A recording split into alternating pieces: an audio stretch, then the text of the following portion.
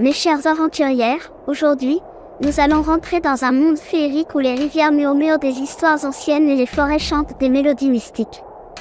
Les rivières serpentinent, les collines mystérieuses et les forêts magiques vous seront présentées tout le long de votre exploration.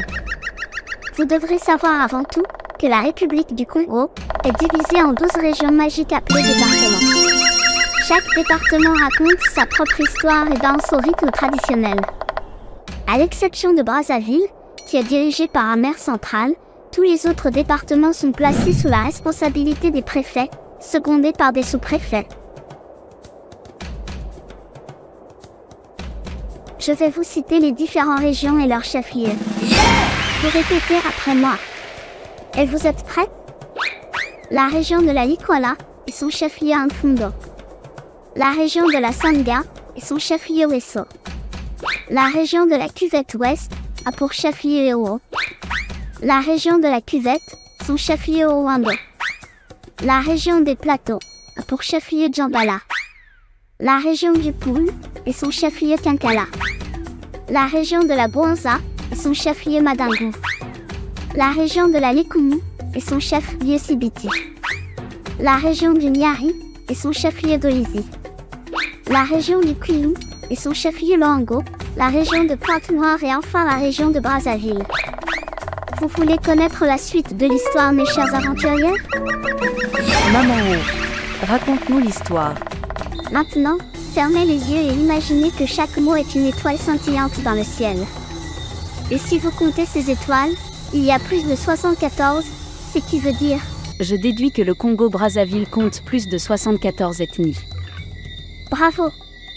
Ensuite, observez attentivement les luminaires, on y voit 50 luminaires. Ça signifie que le Congo compte plus de 50 langues vernaculaires sur toute l'étendue du territoire. Très bien les enfants, le pays compte 2 langues véhiculaires. Le Kituba, la langue du chemin de fer, parlée au sud du pays. Et le Lingala, la langue du fleuve, parlée au nord du pays. Ces 2 langues sont des trésors que chaque enfant apprend à chérir comme un secret précieux. Win. Oui, maman O. La dernière fois, tu m'avais posé la question sur la sape, tu t'en souviens? C'est quoi la sape? Qui mieux qu'un roi de la sape pour vous parler de la sape? Norba de Paris, c'est l'homme qui respire même l'élégance. L'élégance à l'état pur. C'est l'homme du parrain des mers. C'est l'homme qui se projette pour aller rentrer en contact avec la puissance du tissu. Et quand on parle du tissu, c'est le divan. C'est l'homme qui était en contact avec le Batata Bambungutulen, autrement dit l'esprit ancestral, qui a créé le tissu pour déstabiliser les adversaires.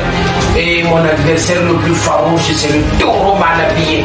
Les gens mal inspirés, ceux-là qui demandent t'es où, va nous chercher, nous on est au taf. Et on respire l'élégance, c'est celui-là Norba de Paris, premier roi du shopping de France, le quai de Ofasa. C'est qui cet homme, maman O? Les médecins autrichiens nous le présentent après l'avoir examiné comme un homme au croco. Les enfants, je vais vous parler de la sape. Le S veut dire société, A veut dire ambianceur, le P veut dire personne et enfin le E veut dire élégant. Ce qui nous amène à dire que la sape est la société des ambianceurs et des personnes élégantes.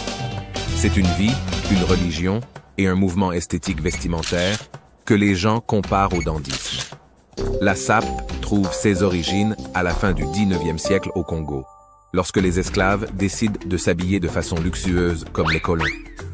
Je ne peux pas vous parler de la sape sans mentionner l'ancêtre André Matsua, le précurseur de la sapologie. Vous devrez savoir que la sape respecte un protocole vestimentaire. C'est la trilogie des couleurs. Ça veut dire quoi la trilogie des couleurs Norba de Paris? Ça veut dire ne jamais dépasser plus de 3 couleurs. Pour faire simple, 2 couleurs dominantes et une couleur intermédiaire. Tout ça c'est compliqué. Est-il nécessaire de respecter ce protocole? Bien sûr. Et il y a aussi les 10 commandements de la sape qu'une personne doit savoir. Norba de Paris, vous voulez me dire que la sape obéit à des commandements? Numéro 1. Tu saperas sur terre avec les humains et au ciel avec ton Dieu créateur. Numéro 2. Tu matraces les Ngaya, non connaisseurs. Les Nbende, les ignorants et les Tindongo, les parleurs sans but, sur terre, sous terre, en mer et dans les cieux. Numéro 3, tu honoreras la sapologie en tout lieu. Numéro 4, Les voies de la sapologie sont impénétrables à tout sapologue, ne connaissant pas la règle de 3. La trilogie des couleurs est un faux sapeur. Numéro 5. Tu ne céderas pas au jugement des non-sapeurs. Numéro 6. Tu adopteras une hygiène vestimentaire et corporelle très rigoureuse. Numéro 7. Tu ne seras ni sectaire, ni nationaliste, ni raciste, ni xénophobe. Numéro 8. Tu ne seras pas violent, ni insolent. Numéro 9. Tu obéiras aux préceptes de civilité des sapologues et au respect des anciens. Numéro 10. De par ta prière et tes 10 commandements, toi sapologue, tu coloniseras les peuples sapophobes. Merci à Norba de Paris pour nous avoir conté l'histoire sur la sape. Au fait Maman, parle-nous de la rumba.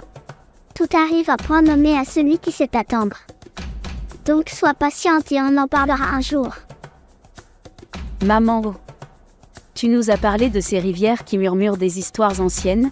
Est-ce que tu peux nous parler des affluents du Congo? Écoute Ia, nous allons plutôt à travers d'une chanson composée par Nkandane Kodia-Louise, vous parler des affluents du Congo.